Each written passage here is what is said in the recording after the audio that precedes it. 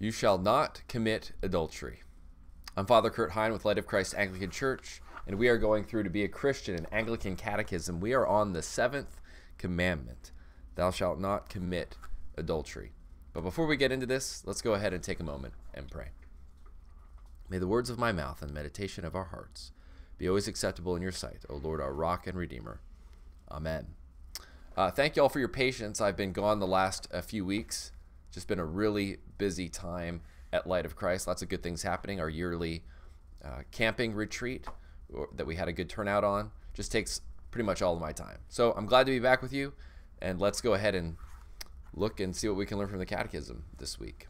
All right, so page 104, question 317, and we will continue through question 323 and finish the next half next week. Okay, what is the 7th commandment? The 7th commandment is, you shall not commit adultery. Okay. 318. What is adultery? Adultery is any sexual intimacy between persons not married to each other, at least one of whom is married to another. So this is the technical definition of adultery, distinguishing it from other sexual sins, like fornication, for example. So adultery is any sexual act between persons not married where one of those persons is married to another. 319. What did Jesus teach about adultery? Jesus taught that even to look at another person with lust violates this commandment. Adultery begins with a lustful heart, but the Lord calls us to be chaste. So Jesus, as he does through his entire ministry, reveals the real heart of the matter, which is the matter of the heart. What is the spiritual content, the deep spiritual content of this commandment? Is it only to not commit outward acts of adultery? No. He says, quote, whoever looks at another with lustful intent already has committed adultery in his heart. So Jesus always goes back to the heart. What is happening, not just outside, but within us? Within us. What is disordered within us that leads to these harmful actions outside of us? So to be attracted to another is not itself sin. In fact, the ability of our bodies to be attracted to another is good.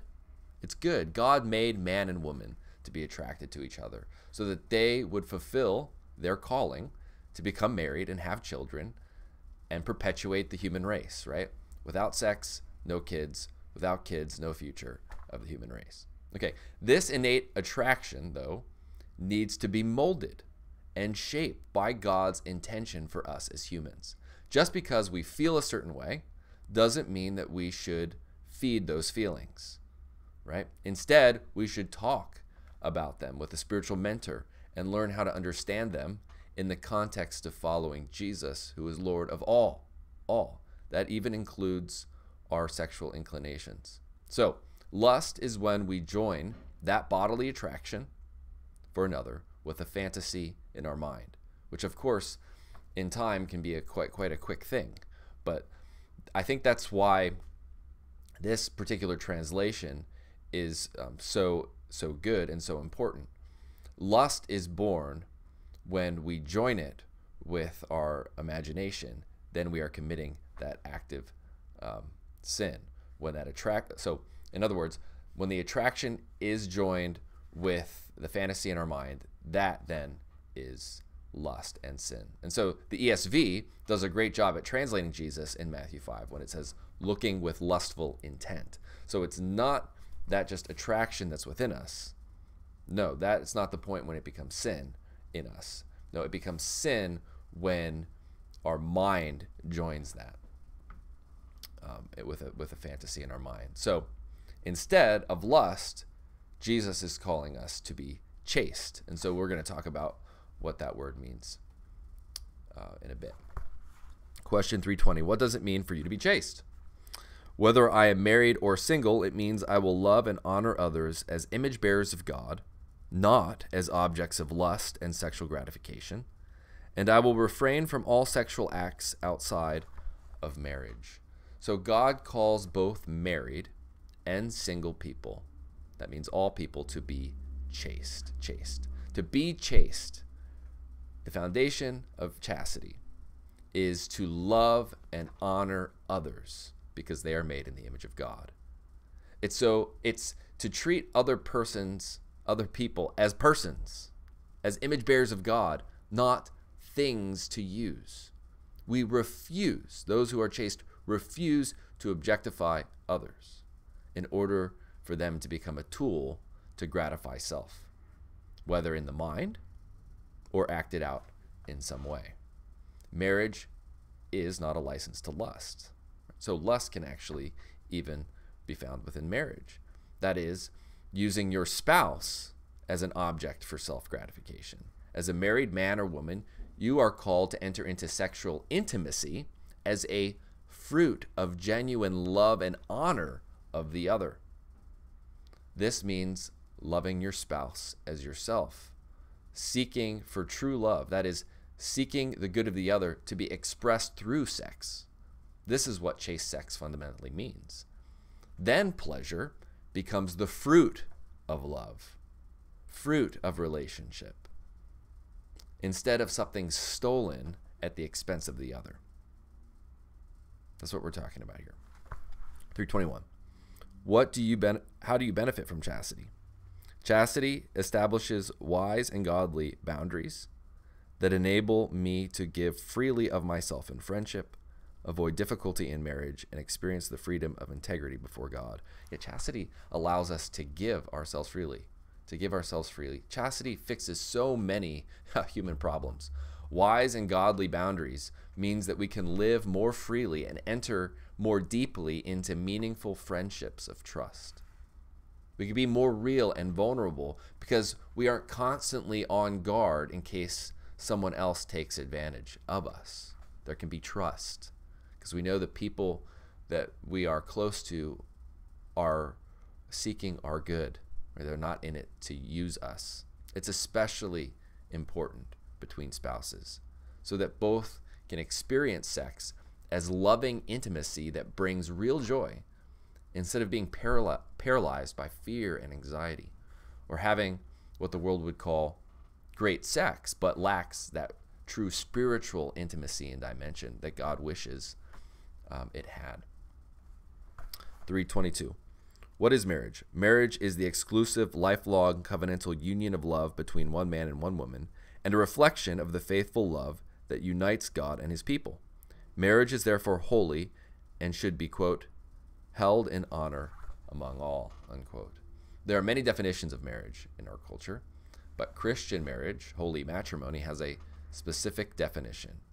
It's the exclusive, lifelong, covenantal union of love between one man and one woman. One man and one woman giving themselves to each other with a promise, together with their bodies in a way that is faithful, total, free, and fruitful.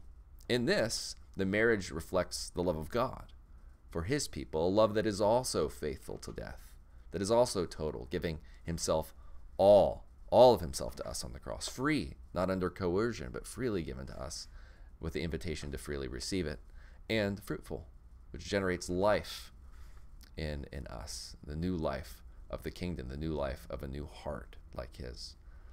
And so marriage is sacred and should be treated as such. It is not something to be belittled, but to be hallowed, to be respected.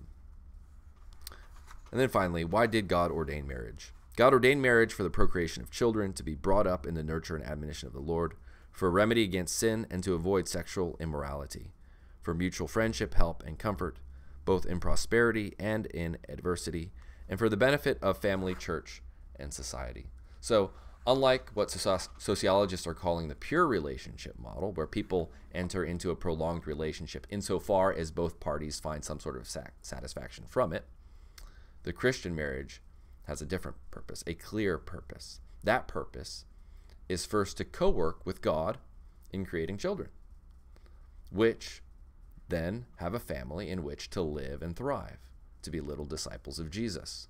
All the modern studies show that having a father and a mother is best for children's health and future in every way, And how much more when you have given them the gift of knowing the loving creator of the universe within the context of a strong family. In a broken world, marriage is also a healing remedy for sin.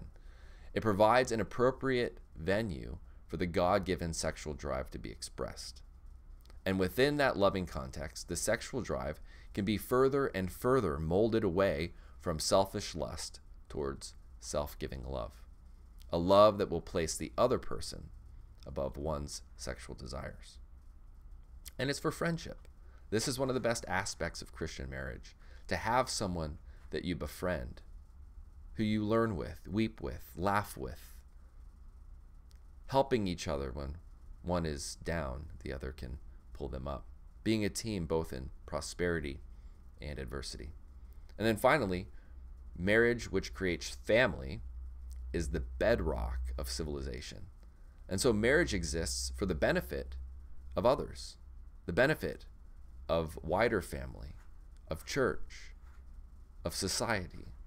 Without strong marriages, there are no strong families. Without strong families, there is no strong church. And without a strong church, there is not a strong society. The marital covenant is the glue that holds humanity together. All right.